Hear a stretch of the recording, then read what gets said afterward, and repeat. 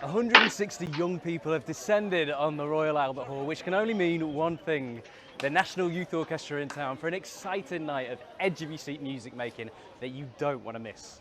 Welcome to the BBC Proms.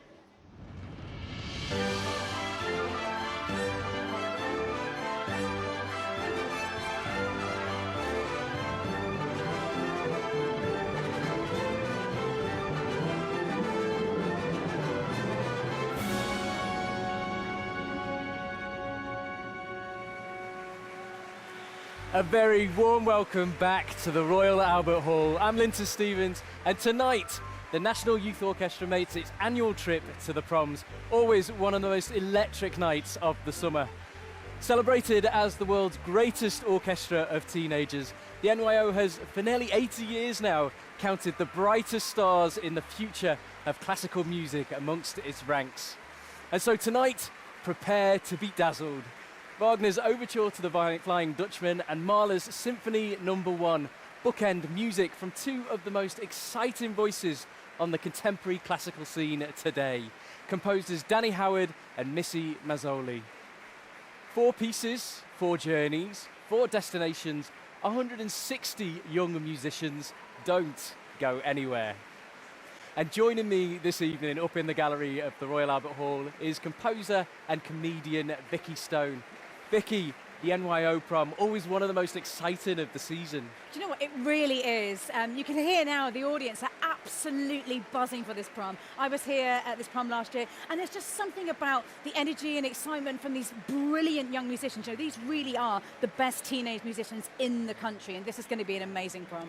So first up, we've got Wagner's Overture to the Flying Dutchman. What a great way to start. Yeah, it is. The Flying Dutchman is an opera, and what's interesting about this, you don't often hear excerpts of Wagner because the operas are played through. And so in this story, the Flying Dutchman is a ghost, a sea captain who is condemned to sail the seas for all eternity. And he can release himself from this fate by he's allowed to come to shore once every 7 years to do this. And basically, what he has to do is he has to find the love of a faithful woman, and he does find the love of a faithful woman and releases himself from this fate. That's basically the Flying Dutchman. So that's an incredibly dramatic story, but what should we listen out for in the music? Well, what we want to listen for in this overture is we want to listen out for the horns. They've got the Dutchman's theme, and then that's repeated by the low brass, and it's repeated quite a lot, which is really showing the condemned fate of our spooky sea captain. Well, the NYO have got a fantastic brass section, so I really can't wait to hear them. The leader of the National Youth Orchestra, Rose Gosney, takes her place on stage.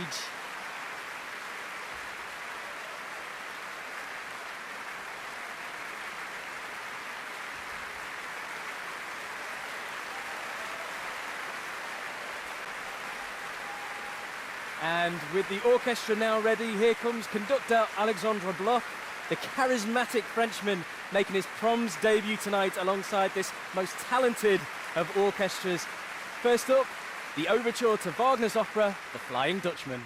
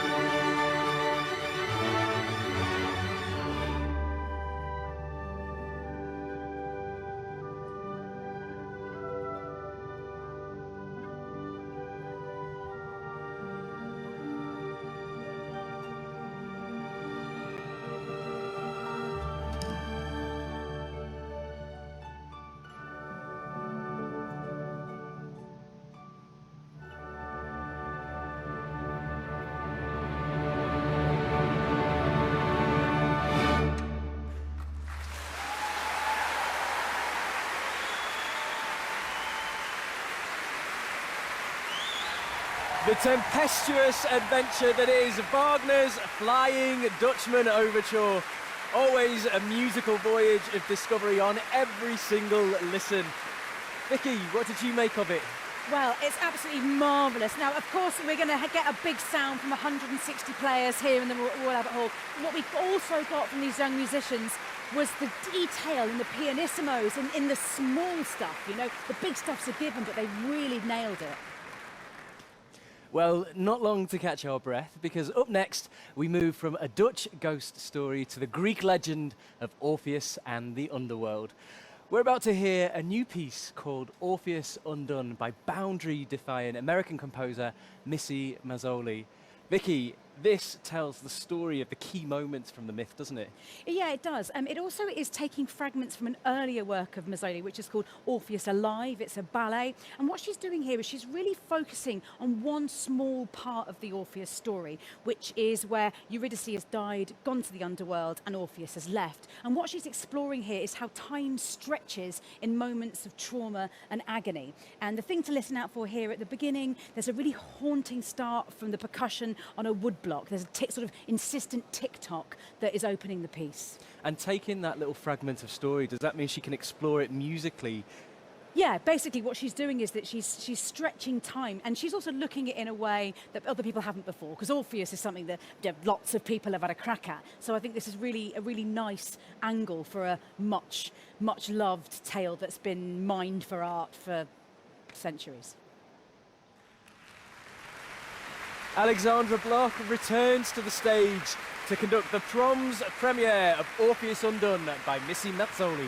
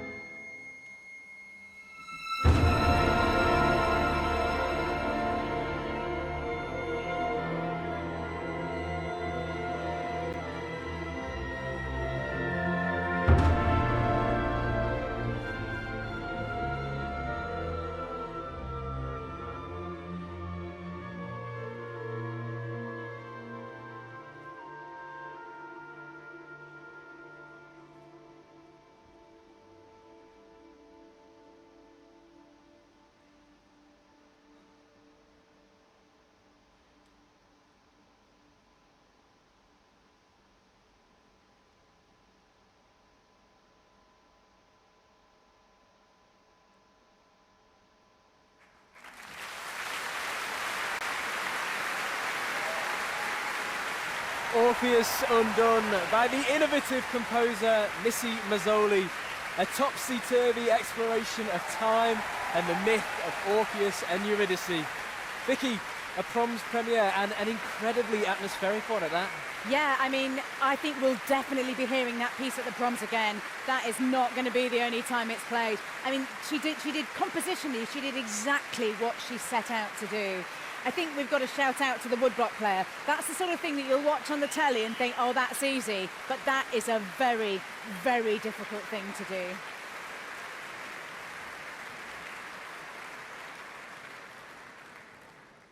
Next, the NYO have something special in store.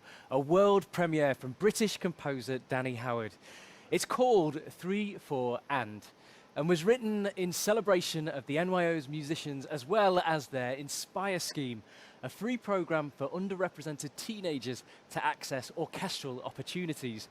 And excitingly, 100 young people from all across the country who have benefited from this scheme are here in the hall tonight to perform Danny's piece with the NYO. The NYO scheme, Inspire, it's incredible, isn't it? Yeah, it really is. It's in its 10th anniversary, and in those 10 years, it's seen 5,000 young people who wouldn't ordinarily have access to classical music come through the scheme. It really is a fantastic opportunity. So there's something special with this piece, isn't there? There's a melody, and the young musicians of the NYO have taken this melody around the country and done something really clever with it.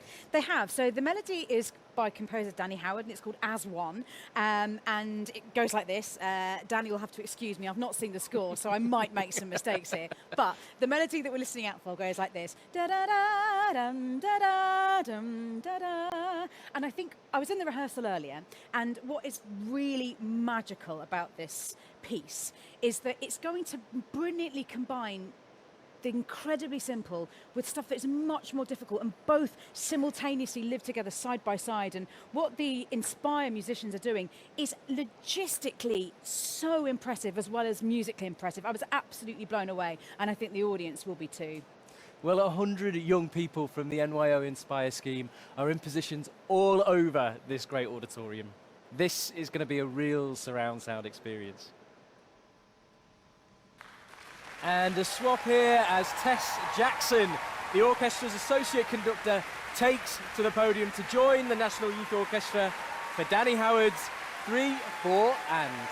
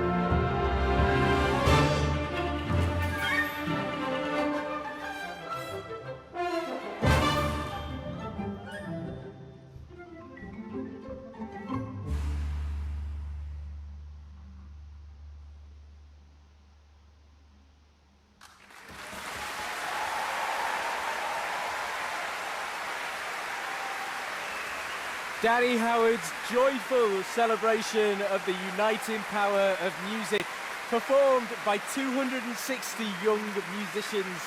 That was 3, 4, and the National Youth Orchestra on stage, and joined by 100 teenagers from the NYO Inspire scheme, playing out from all across the Royal Albert Hall.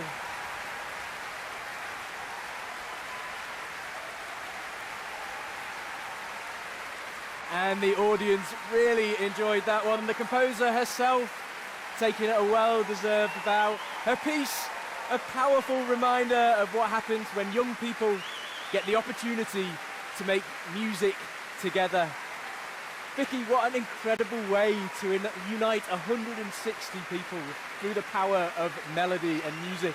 It's absolutely extraordinary. I think Danny Howard is a mega talent in contemporary classical music.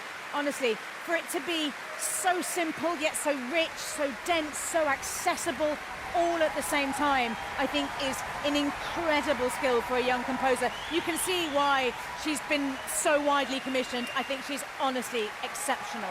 Well, the audience here very obviously enjoyed it, didn't they? And you can hear why. I mean, I was sat down in the stalls during the rehearsal, and there's the way that she's composed it so that the sound really does completely engulf you as an audience member here in the Royal Albert Hall is really something else. So it's an incredible work from those young musicians.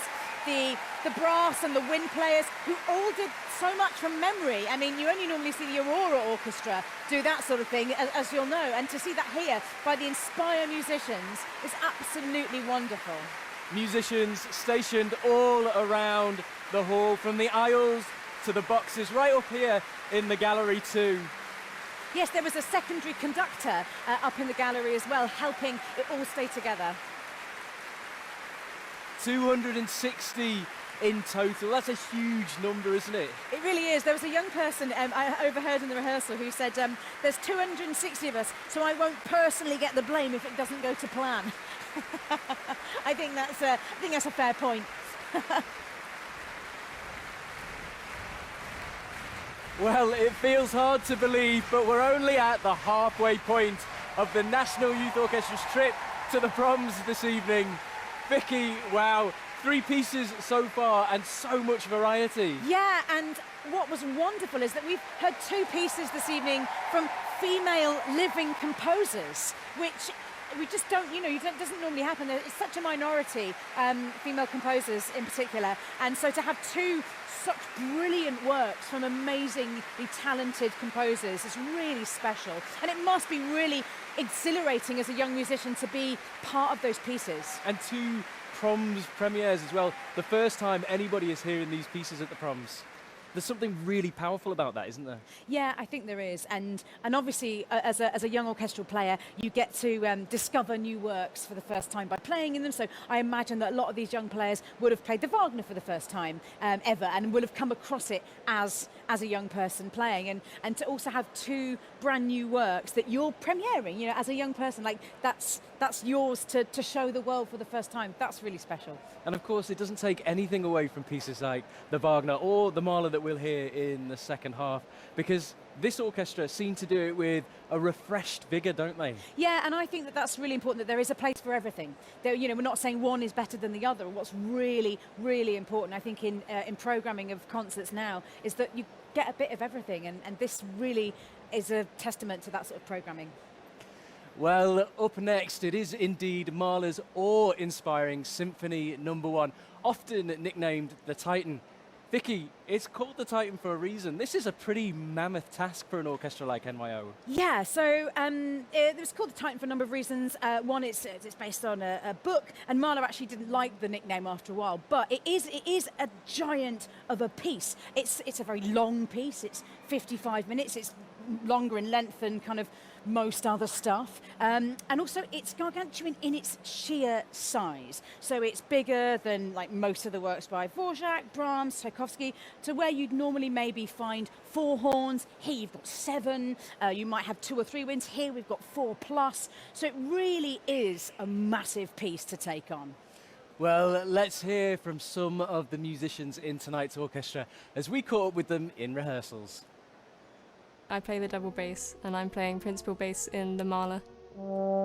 I play the French horn, and I'm the 6th of 7 horns. I play 4th trumpet in Mahler 1. I play the second bassoon part. I play percussion, and in Mahler I'm playing the timps. I play the violin, and I'm the co-principal of the second violin section. I play as part of the violin 1 section. It means lots of fantastic big tunes. Mahler's just such an incredible composer for the horn section because, well, in my opinion, he's one of the greatest of all time to write for the horn, especially in his first symphony as he gets you to stand up at the end and writes in the score to blast over basically everyone in the orchestra, which is just basically a horn player's dream to be able to play over everyone. For me, I think Mahler's first symphony is just an experience of growth. So it goes from A to B, and it grows from a smaller point to a larger point by the end of the piece. Everyone's always like, oh, Mahler, Mahler. And actually, I really do get why Mahler is such an amazing composer. I think the way he uses the instruments in the orchestra, he just creates so many colours, and I think it's so fun just sitting in the middle of the orchestra and hearing the sound around you is just really cool. I love the second movement. It's a lot of fun to play on the violin. It's really floaty and dance-like, and you have to bounce your bow a lot in it, which I love to do. I'd say the third movement is my favourite, not only because of the double bass solo at the start, but because of the kind of klezmer dance elements to it. You can sort of groove while you're playing, which I really like. There are so many levels in each movement. Like in the third, I'm sort of just sitting back like, oh, so beautiful. I'm and at the fourth, yeah, fair enough. Yeah.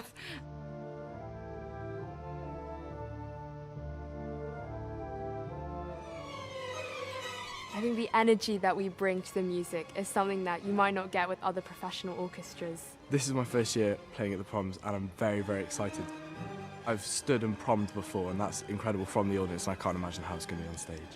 It's going to be nerve-wracking, but it is going to be a lot of fun. Members of the National Youth Orchestra making a very compelling argument for their love of Mahler there, Vicky. Yeah, as I said before, there's something. When I was a young player, I was in the National Children's Orchestra. Played the flute, and I found out about certain pieces for the first time being in them. And I bet there's many players out there doing it just like that. And it's really, really magical to discover this music from within it. It's a really, really special feeling. So what are you most looking forward to about hearing the NYO perform this piece then? Well, it's Mahler. It's Mahler 1. It's a big one. It's an iconic one, isn't it, Mahler 1? It is, yeah. And we've got 4 movements. First movement is the awakening of spring. So we're listening out for cuckoo calls, another bird song, which is in the woodwinds. The second movement is an Austrian Lättler. It's a dance that's somewhere between a minuet and a waltz, but a bit sort of less formal than a waltz. Third movement, the famous one, everybody loves the third movement, that is based on an Austrian folk tale called The Huntsman's Funeral, and it's a funeral where the procession is entirely animals. So in the movement, it's not all doom and gloom. Some of the movement's actually quite jolly, and that's because the animals were apparently pleased at the death of the huntsman. Well, he would be. And the fourth movement is, you'll hear a lot of the themes all tied together from the previous movements and all of the big Mahler magic that you'd expect. Well, I don't know about from a flute player, but certainly from a bassoonist point of view, it's a fantastic piece to play. And now returning to the stage here at the Royal Albert Hall to join the huge forces of the National Youth Orchestra, tonight's conductor Alexandre Bloch. This is Mahler's Symphony No. 1, The Titan.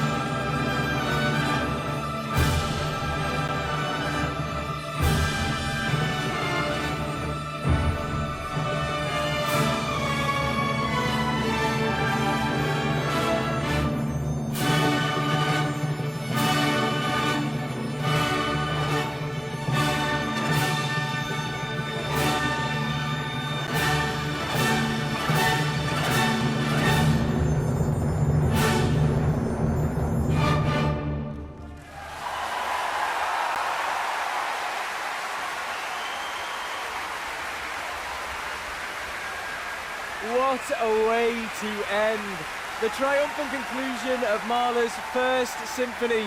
A committed, passionate and spirited performance there from the incredibly talented National Youth Orchestra, conducted by Alexandra Bloch. Vicky, Mahler in the hands of the NYO. What a treat. Really, I mean, it was so obvious. There was such a deep connection between conductor and orchestra. There was so much passion, so much joy. We get a little conductor count up here in the gallery, and just seeing the joy on Alexandra Bloch's face when working with these young players, you know that they've just had a great time working together. Well, you can see, looking at them now, how much they've enjoyed that performance. I mean, at the end, when the horns get up, you know, there is nothing greater, I think, in classical music than that real climax of a piece like this. And those cheers for our brass section. Very, very well deserved. I mean, this is a difficult piece. Obviously, like with Mahler, there's a lot of big stuff, but in the first and third movements in particular, there's some really hard, exposed stuff. And these soloists that he's picking out now, you know, it is very well deserved. Yes, the bassoon. Cheers for the bassoon. Yeah, in the third movement in particular. Absolutely. Oh my goodness, it's so hard. The tuning, the skills that you need to play this work. It's such an intricate piece, isn't it? Yeah, it really is, and that's the great thing about Mahler. It's got all that depth, all the highs and lows. You cannot hide, particularly as a wind player. You cannot hide in this piece. Everyone's really got to pull their weight.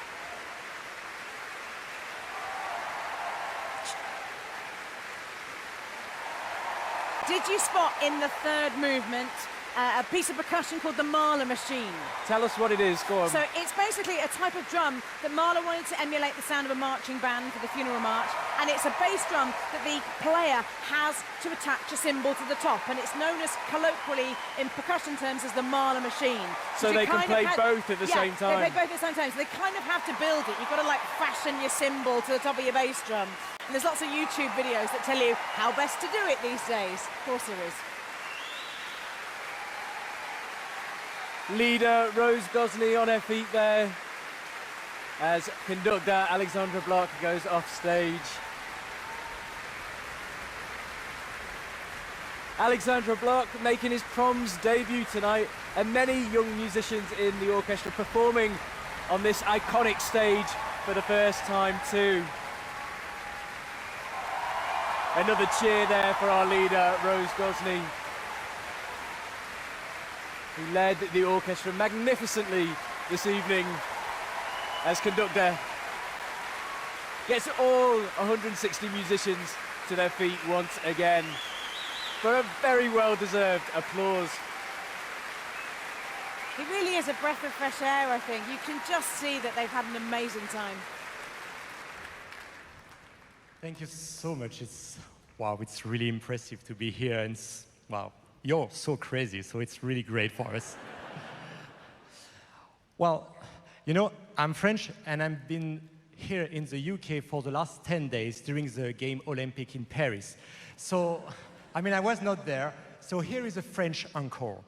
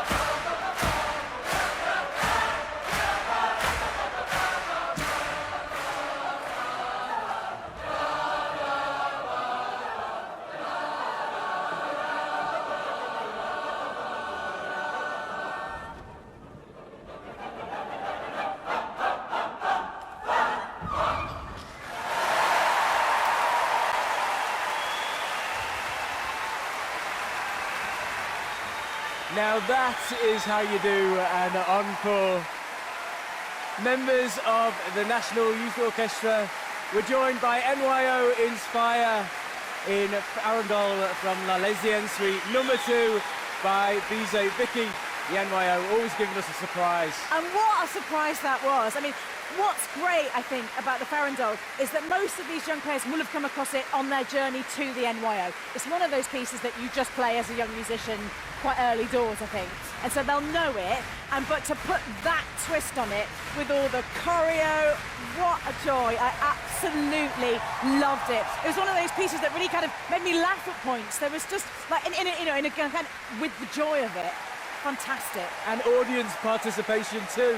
Just what you've come to expect for National Youth Orchestra. Absolutely. I think it was inspired for something that, has joined the inspired musicians in joining it as well at the end. What an inspired encore. And also, the fact that it was using all the folk, it's a folk song. It's been an evening where there's been a lot of folk woven through the programme. I thought it was a tremendous choice of encore, really well executed. And just a great way to bring everybody together. Yeah, fantastic. I absolutely loved it. There aren't many words other than wow, are there? Real smiles on the faces of everyone here in the Royal Albert Hall, including us, Vicky. What did you make of the programme? I thought it was a really amazing programme, lots of variety. We've had Wagner, we've had Mahler, and in the middle of in that sandwich, we've had new work from 2 brilliant female composers. What was nice about the programme, so both Mahler and Wagner wrote those pieces when they're about 30. Missy Mausoleil is a little older than that, but that's about the same age as Danny. So we're looking at a lot of mid-career composers really giving us their best work. So I think it was a really great programme. And it's gone down so well with tonight's audience as well, hasn't it? It really has. I mean, I think the NYO is always a really solid bet for a programme because you're just going to get that energy, that enthusiasm, that joy, and you can just see how much, the connection between orchestra and conductor were this evening. It was just a brilliant, brilliant prom. Well, that's it until next year for the National Youth Orchestra at the Proms as we come to the end of an inspired evening of music making here in the Royal Albert Hall. Coming to BBC4 and BBC iPlayer next weekend, 2 concerts that show there really is something for everyone in any Proms season. On Friday night, Edith Bowman presents an evening of modern movie soundtracks from some of the most exciting films of the past few years. While on Sunday night, Sir Antonio Pappano and the London Symphony Orchestra are joined by 3 choirs and a stellar cast of soloists for what's sure to be an unforgettable performance of Benjamin Britten's War Requiem. In the meantime, a very good night from me, from my guest Vicky Stone and everyone here at the BBC Proms.